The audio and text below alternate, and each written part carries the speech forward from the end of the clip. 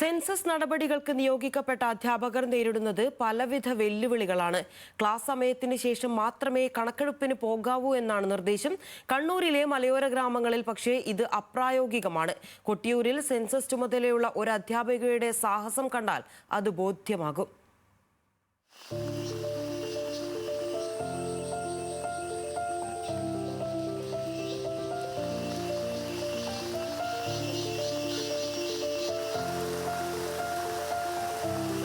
ഇത് കണ്ണൂർ കൊട്ടിയൂരിലെ അധ്യാപിക പ്രീതി.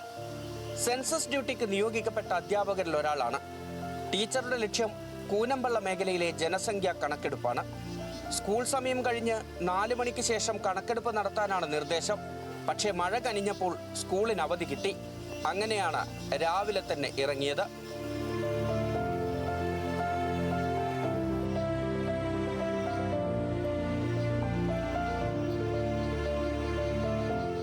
കൊട്ടിയൂർ പഞ്ചായത്തിലെ കൂനമ്പള്ള എത്തിപ്പെടാൻ ഏറെ പ്രയാസമുള്ള പ്രദേശമാണ്.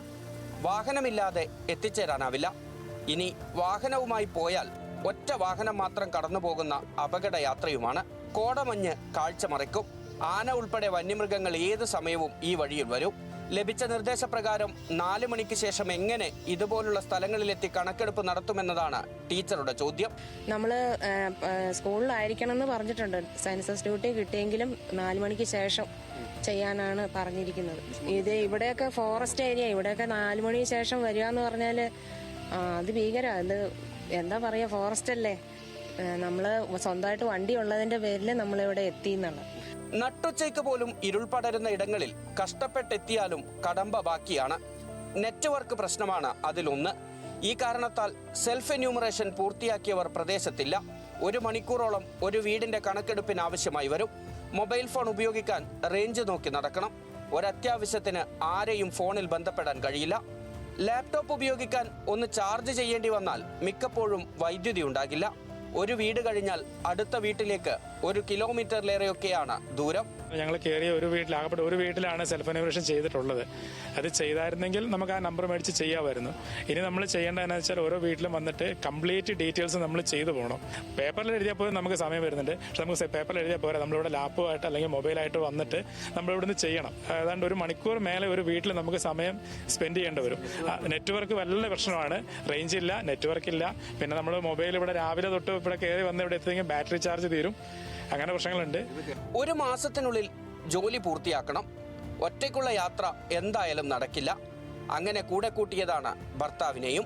ഞാൻ എൻ്റെ എല്ലാ പരിപാടികളും ഉപേക്ഷിച്ചിട്ടാണ് ഇപ്പോൾ കൂടെ വന്നിരിക്കുന്നത്. ഇപ്പോൾ ഞാൻ കൺസ്ട്രക്ഷൻ വർക്കാണ്. ഇപ്പോൾ സൈറ്റിലേക്കൊന്നും പോകാൻ പറ്റുന്നില്ല. പ്ലാനും കാര്യങ്ങളും ഒന്നും ചെയ്യാൻ പറ്റാത്ത അവസ്ഥ. ഞാൻ പ്ലാൻ വരയ്ക്കുന്നതുകൊണ്ട് എനിക്ക് ജസ്റ്റ് മാപ്പൊക്കെ വരച്ചു കൊടുക്കാൻ പറ്റി. എൻ്റെ വർക്ക് പെൻഡിങ്ങിൽ വെച്ചിട്ടാണ് ഞാൻ ഇപ്പോൾ കൂടെ വന്നിരിക്കുന്നത്. പക്ഷേ ഇവിടം വരെ വരാമെന്നാണ് ഏറ്റവും പേടി. ഇവിടുന്ന് കയറി വരുന്ന വഴി ഒരു വണ്ടി മാത്രം പോകാനുള്ള വീതിയേ ഉള്ളൂ. ഒന്ന് നമ്മളെ ശ്രദ്ധയൊന്ന് അങ്ങോട്ടും ഇങ്ങോട്ടും മാറിയാൽ വലിയ കൊക്കയിലേക്കാണ് നമ്മൾ പോവുക. ഇതൊന്നും കൂടാതെ സ്കൂളിലെ ക്ലാസുകൾ ഒഴിവാക്കരുത് എന്ന നിർദ്ദേശം വേറെയുമുണ്ട്. ഒരു പ്രീതി ടീച്ചറുടെ ഒരു ദിവസമാണ് ഈ കണ്ടത്.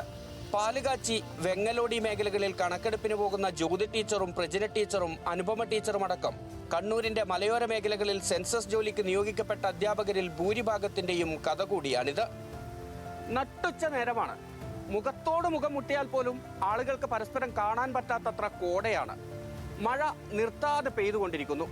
വനാതിർത്തിയായതിനാൽ വന്യമൃഗങ്ങൾ ഏത് സമയവും മുന്നിൽപ്പെടാം. കണക്കില്ലാത്തത്രയും പ്രതിബന്ധങ്ങളെ അതിജീവിച്ചാണ് കണ്ണൂരിന്റെ മലയോര മേഖലയിൽ സെൻസസ് നടപടികളുമായി അധ്യാപകർ മുന്നോട്ട് പോയിക്കൊണ്ടിരിക്കുന്നത്. ഇതിനിടയിൽ സ്കൂളിൽ കൃത്യസമയത്ത് പാഠഭാഗങ്ങൾ തീർക്കുക എന്നതും ഇവരുടെ ടാസ്കായി നിലനിൽക്കുകയും ചെയ്യുന്നു.